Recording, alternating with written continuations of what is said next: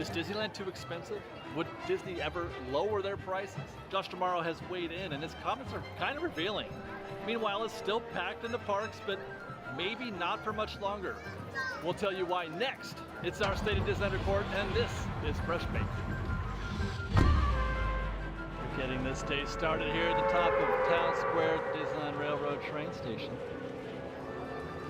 And if you're looking for signals, if you're looking for signs, I think we got more crowds ahead of us today. I can't wait. Not often you see a queue like that at Disneyland Railroad. That means that people are out there looking for something to do, and they're not happy with the queues they find. They're like, well, I guess we'll go ride the train. That's why it gets like that, because they're looking for something to do.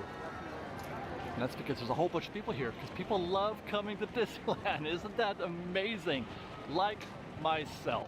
Ready? Thank you for tuning into this State of Disneyland report. I am your host David, and we're going to take a tour around this entire park. We're going to spend an hour plus going to every land and every attraction, and we're going to talk about what's happening at Disneyland.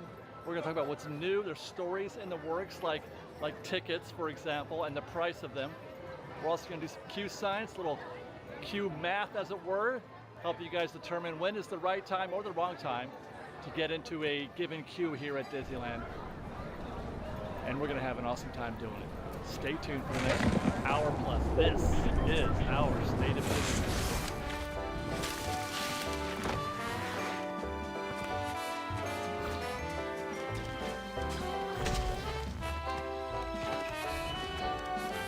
Starting here on Main Street, where it's been pretty active here all afternoon, or I should say all morning. It is, as we speak, 11:46 a.m. on a Monday.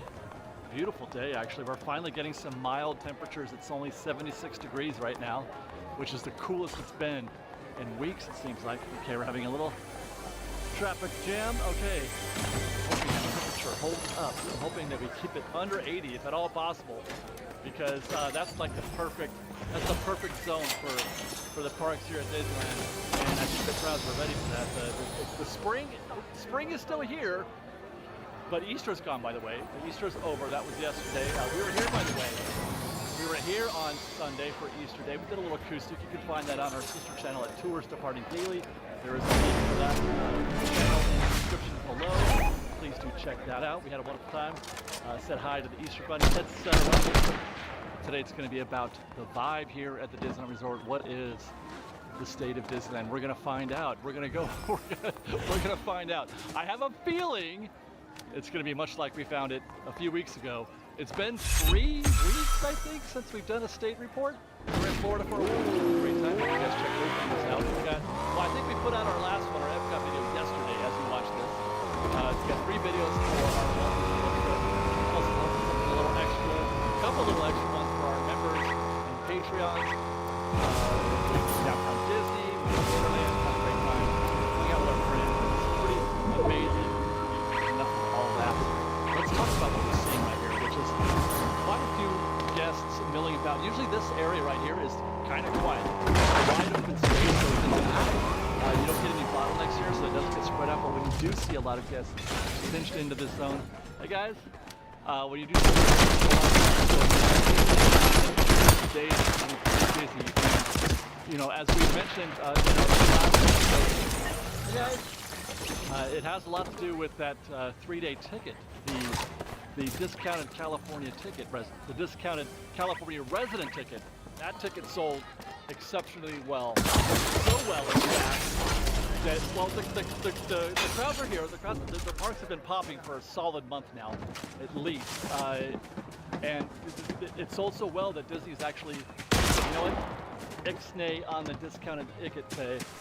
They have, as of last Thursday, you can no longer buy that discounted ticket as a California resident. You can still use it, and you can still make your reservations if you have any left, but you can't buy that ticket, which is kind of a big deal, because I think that was expected to keep selling through the end of the period. Like you could buy one right up until the last 3 days of the period.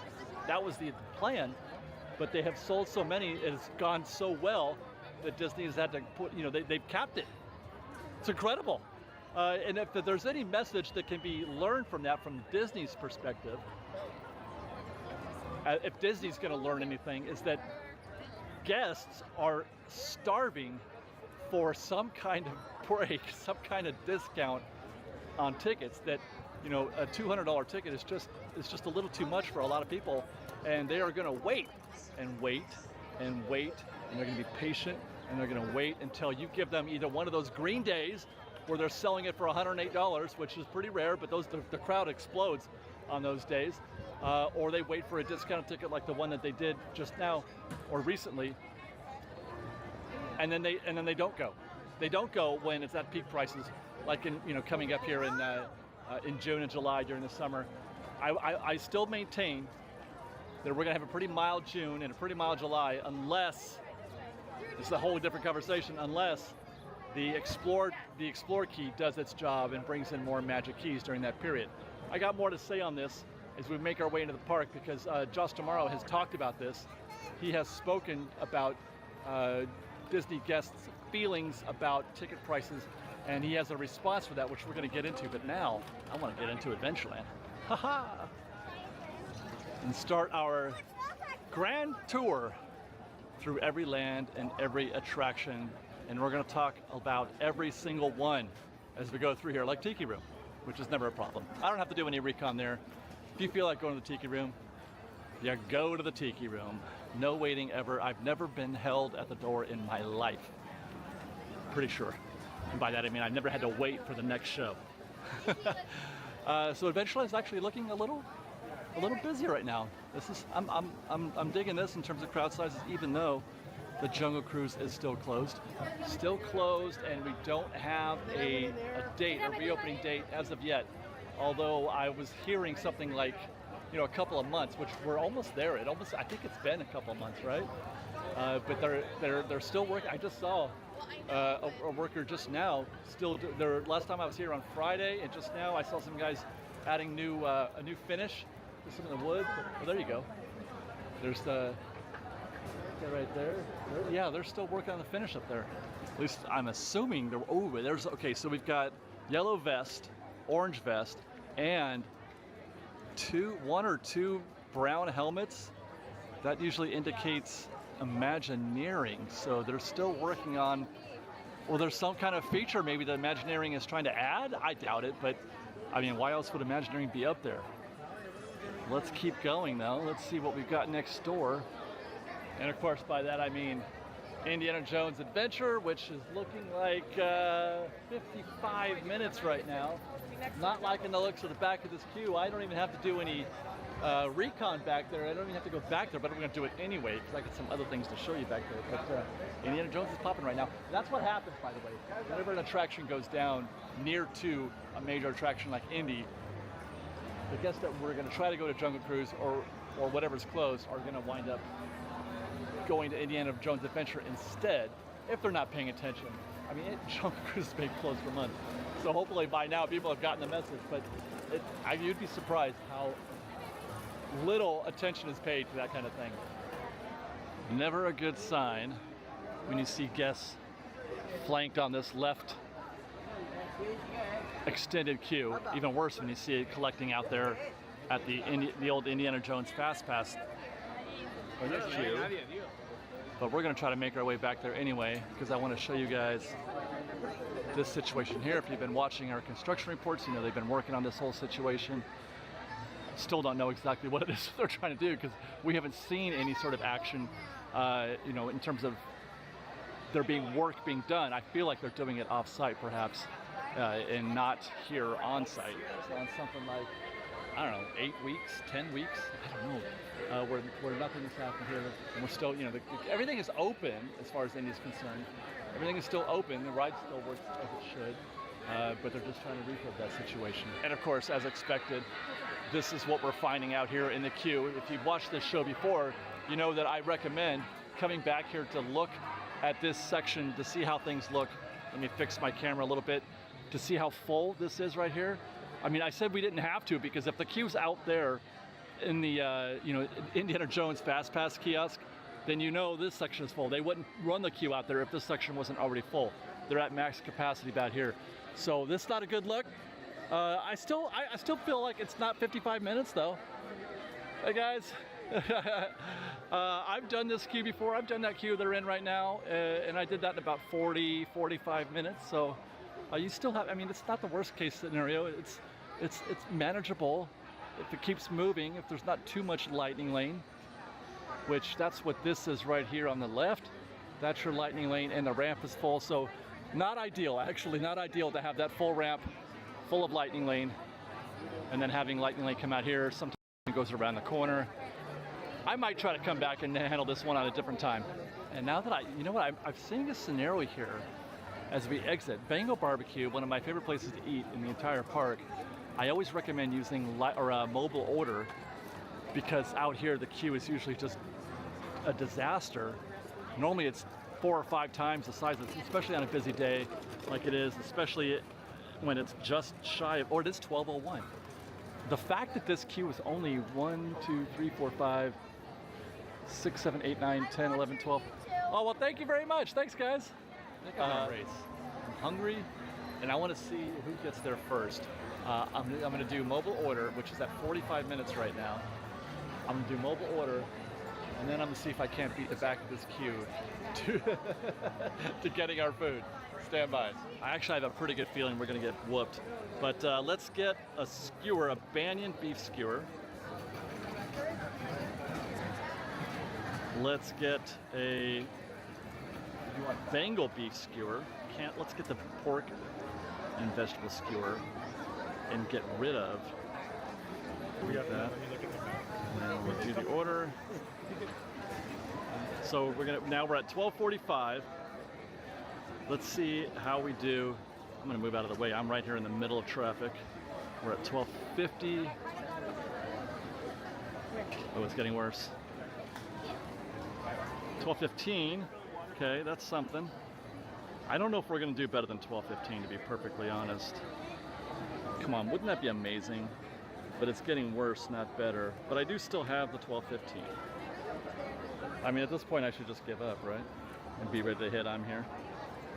But you know, I'm a fighter. I'm a fighter. I don't easily rest. But there you go. I'm here. So, like I said, not a fair fight, but it was still fun to try. We got pretty close. I mean, they were just leaving as I was hitting. I'm here. I still have to wait probably 4 or 5 minutes, I'm guessing, to get my food. So I would have been better off getting into that queue. I'd be placing my order right now, I think, if I had got. That's right. So we're still not exactly there yet. I would just now be placing my order at 12:11. That's really the guest that I should be racing, is the guest behind that group, right? Let's see if I get called. And it's not so bad getting food at Bengal Barbecue. That's kind of easy with the mobile order refresh hack, but finding a table out here in Adventureland, even with one attraction closed, I got lucky enough to find one that's right next to the tiki room back here. So I got a little shade, got a little quiet, got a little pork belly with asparagus. Cheers. That was way more saucy than it usually is. I feel like it's not supposed to have that sauce on there. And I gotta tell you, I'm really glad that I let off with that, because that first bite, in spite of the fact that all that extra sauce is on there that I don't think was supposed to be there, that was delicious. Here's some of that asparagus.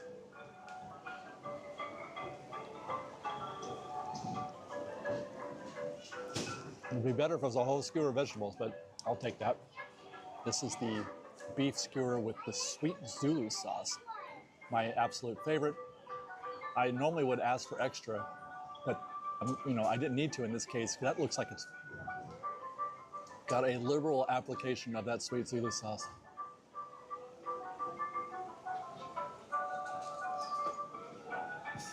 Wow.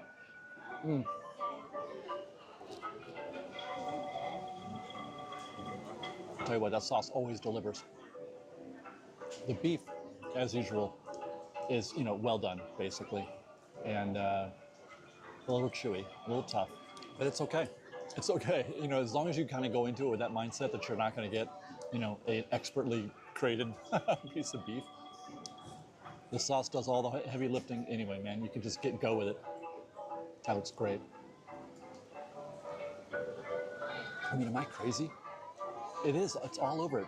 If I catch the light right, you can kind of see how heavy that glaze is.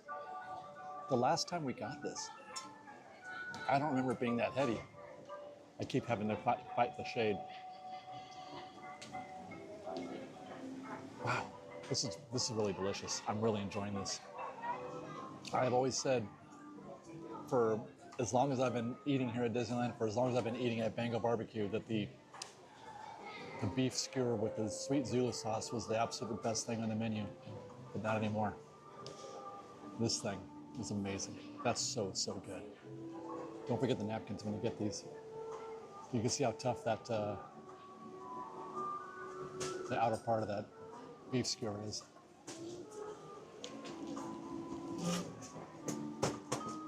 Well, I'm just about done knocking these out. Both were delicious, but the pork belly is a little bit better than the chicken. I mean, I'm sorry, the beef skewer. I'm gonna give that a 4 out of 5. The only knock I would say, the strike, is that I would have liked more veggies. I don't know how we're supposed to have a balanced meal here at Bengal Barbecue if you don't give us any veggies. But otherwise, these were delicious. Cheers, Fresh Bake. All right, guys, back in Adventureland, and it's gotten worse since we've left. My goodness, the back of the Indy queue. That's the back of the Indy queue. You don't usually see, you only see that at Rope Drop. Hi, guys. Thank you, guys. Thank you. Yeah, look at that. So it's backed up that far. It's into the lightning lane or the Fast Pass kiosk, and obviously wrapped around the corner. It's gotten worse. Adventureland is just jam-packed right now. The traffic coming in and out of Pirates right now is kind of nuts. Wow. This is going to be an intense afternoon if these early results are any indication. We're going to find out next at Pirates the Caribbean. We're going to look at Pirates, we're going to check out Pirates, and then I want to talk a little bit about those comments from Josh tomorrow. Pirates and a pirate. I don't know how I go here. Why is the wait so long, Jack? Oh, because they're trying to find me. Is that right? I know. That's an awful long time. Sorry, everyone. We're going to start without me in there. See you, Captain. 45 minutes for Pirates right now. 45 minutes. I don't like the look of that, but I don't mind this. This is fine. That's not 45. Let's go take a look. We'll see if it cuts across the street. But if it's making a U-turn right here, well, heck no. Heck no, that's not 45 minutes. Nope, they're making a U-turn. This is 25 minutes. Yeah, look at that. This is the back of the queue is making the U-turn. You're going to spend 7 minutes up there, and you're going to come back down here. You spend 2 minutes coming around the corner, and then maybe 10 or 15 up there. Let's see how things are moving down here. Actually, they should be moving pretty much the same, always. But yeah, there's a lot of movement on that left side. Right side's got some movement. People are going into the building with a little bit of pace. No way is this a 45-minute queue. I'd be shocked if it was anything over 30 minutes. You might be able to convince me over 45 minutes if these switchbacks out here were full. If these ropes that were full of a bunch of guests, you might be able to convince me it might be 45 minutes. But it is not ready for a huge crowd, though. And it could come out this way at some point. I feel like right now maybe everybody's getting lunch. Maybe, you know, we were getting lunch. But they were expecting this out here when they had a 45. I'd be even willing to guess or bet that by the time we make it back down there, they will have changed the queue. It's getting lighter, you guys. It's getting lighter. Look how quickly that queue is moving up on top of the bridge. Look how quickly that's moving. It's lightning fast.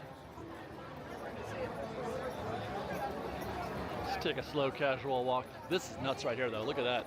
Wow, that takes me back.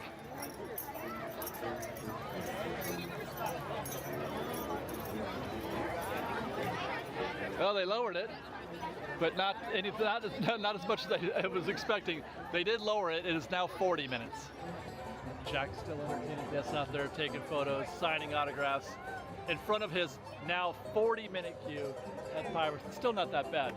I would get in that queue in a heartbeat. I would have got in it if it was out there, though. If it was out there in New Orleans Square, it just would have been closer to the 30 or 35. So let's talk about those Josh Tomorrow comments. You see, ticket prices are always a subject of conversation. It has long been said for as long as I've been covering this park that the park costs too much. They were saying that 15 years ago when tickets were half the price they are today, and they're saying it obviously again today, these days. And as I just mentioned before, it's obvious that people feel that way because they're waiting as long as possible to get a ticket. They're waiting for the best deal possible.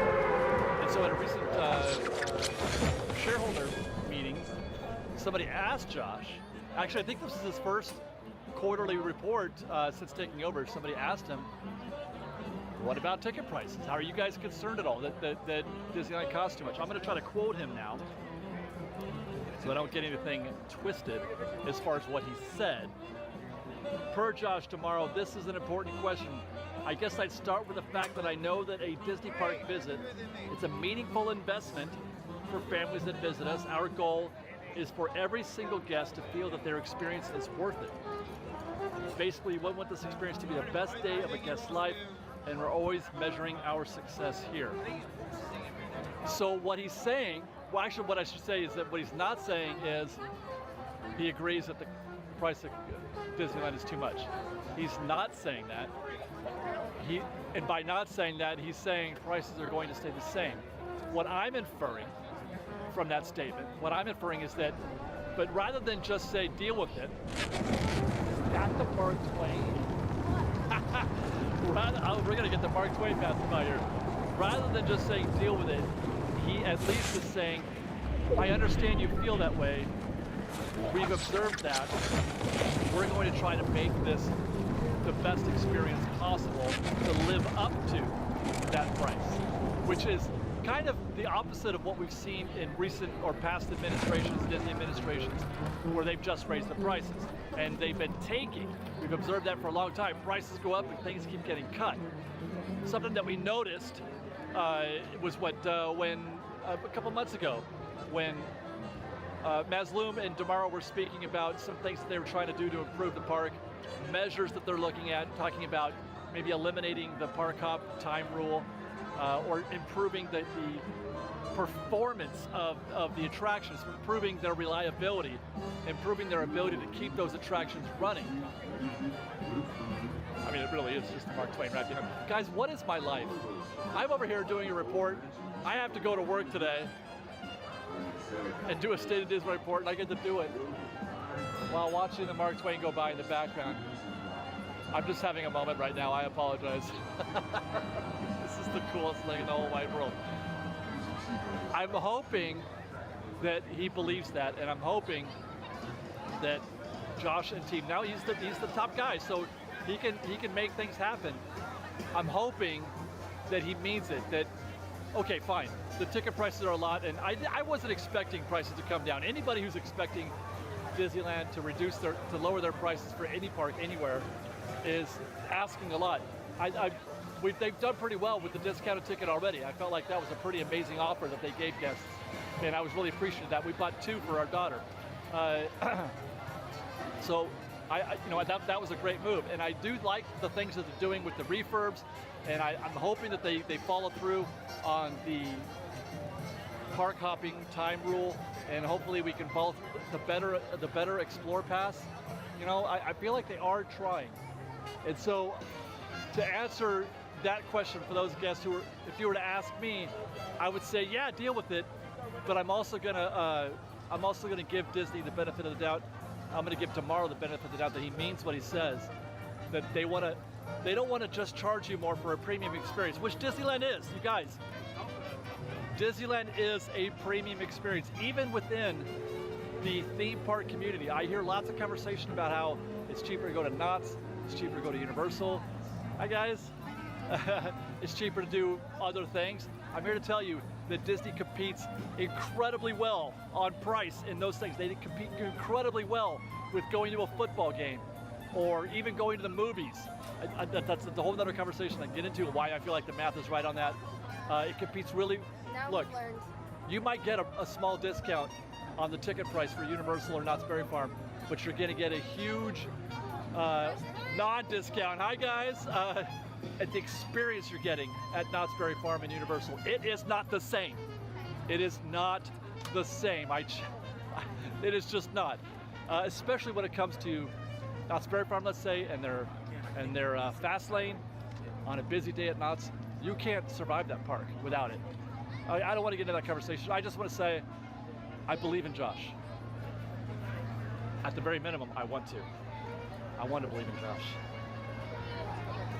We're standing by. You know, I forgot to even mention, getting back to Pirates, it's closing. I want to say May 4th, a little less than a month from now, it's closing for who knows how long. It'll be closed until at least June. We know that much because I've heard also, well, obviously because Pirates is closing, we talked about this in our construction report, because Pirates is closing, they must also close the Blue Bayou, which we're heading back in that direction. But the Blue Bayou is going to open before Pirates does in May. So that means if they're saying Blue Bayou is going to open before Pirates and at the end of May, then that by deduction we can say that the Pirates ride is going to be closed until at least June. But look for Blue Bayou to close in about a month, and they're going to change something. We're going to call it a modified dining experience. Now, I feel like that's kind of a provocative statement.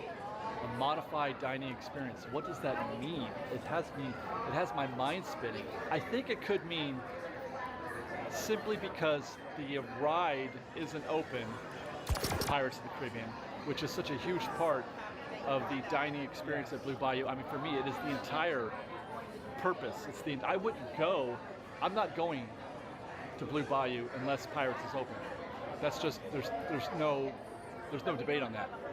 So maybe that preferred dining experience is just while Pirates is closed. They might have a scrim up, you know, that's modified. They might do something, I don't know.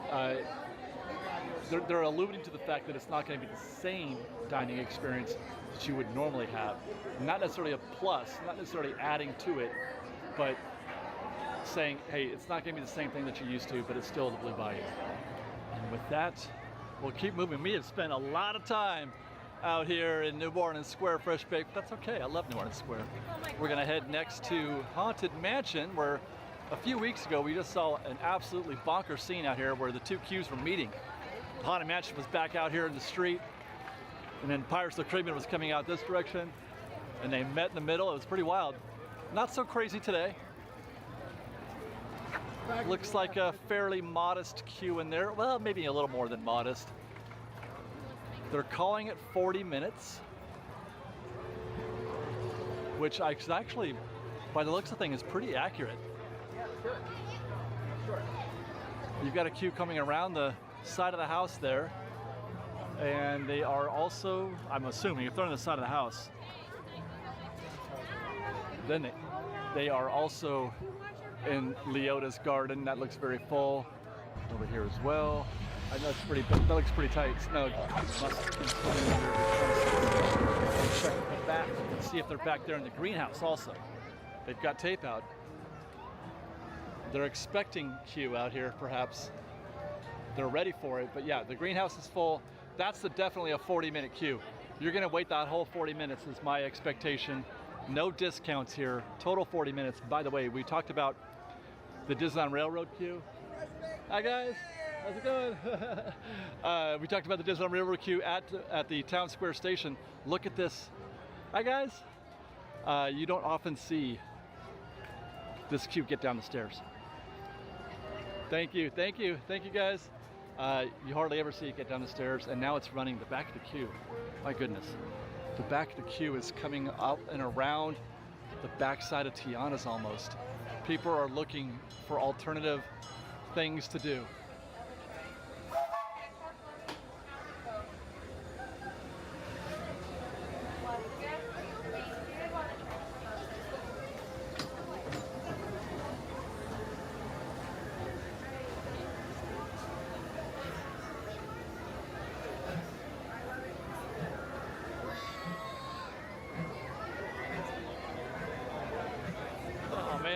Every time I do something like that and I film the train, I just did that yesterday actually. And I miss riding. I've not been on the train in 2 months maybe. It's maybe been 2 months since I've been on that train. I gotta fix that somehow. So Pirates was too high. I think that Haunted Mansion might have been too low. Have they raised it? No. Still 40, but I'm not sure I want to get in this queue right now. I might look for a better opportunity. Let's keep going. We got a long way to go, you guys. We got a long way to go. It's 1:05. We've been at this for 2 hours already. I haven't even yet escaped New Orleans Square. We gotta get moving. Looks like the Harbor Galley is back open again. For those of you who have been paying attention on social, etc., this was closed unexpectedly for about 3 days. They just put it up on the refurb calendar and said that you can't come in for 3 days. Nobody knows why. It was probably not scheduled or expected, but it's back open now. So that's good. What about Tiana's Tide Bayou Adventure, you say? There it is. Do you guys know?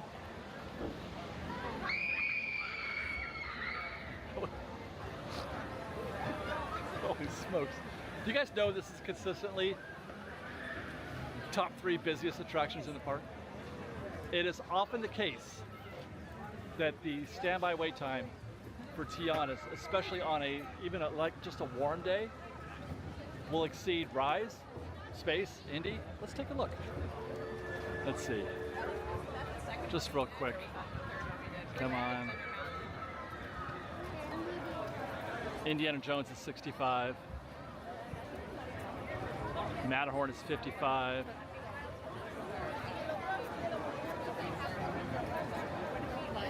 Space is 65. Star Tours is 70. So what is Tiana's? I'm not going to show you on the app. I'm going to show you right here. I didn't even look. I stopped. Stop there. Rise of the Resistance is 75. Right now, the busiest, most popular attraction in Disneyland is Tiana's Bayou Adventure. Good for you. For those who are saying people don't want to go on Tiana's, I beg to differ. By the way, I would expect that to be a fairly true 90 minutes. The garden is full. They're looking very compacted. That queue is compressed. They're stuck there along the rock wall.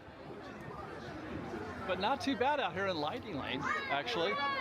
I would have thought we'd see more, so you might get a discount here. That might be closer to 60 or 70 if you got in that queue right now. Look at those single rider. That's a great option right now. There's about 20 guests in single rider, plus another 10 more inside the attraction, maybe 15 more. Once you go through that spot right there, you go through there, and there's a little more queue at the end of that. Oh man, yeah, extended 1 and extended 2 are in full use. This is a sick queue right now. Wow, be prepared, set your mind right. It's gonna be 90 minutes. Like, get that in your head, it's gonna happen. I mean, maybe closer to 60 or 70 like I said, but you're not getting a discount here. And #1 busiest attraction in the park today, Tiana's Bayou Adventure.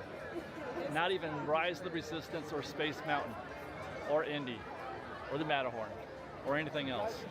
90. By the way, can we talk about Star Tours being 70 minutes? What in the heck is going on there? They must be down to like 1 transport. That's the only thing I can think of. Want a frozen lemonade or a churro? From the stand here at Bayou Country, there's a queue for that too. Wow. You know what? Let's go take a sneak peek up at Hungry Bear. It's, you know, lunchtime-ish. It's 1:15, going on 1:30 now. Not as bad as it was 3 weeks ago, but still no breaks. I keep saying that, guys. But did you see the last State of Disneyland report? That was one of the sickest days I've ever spent. That was crazy. I was mad busy. You know, and it brings to mind again the question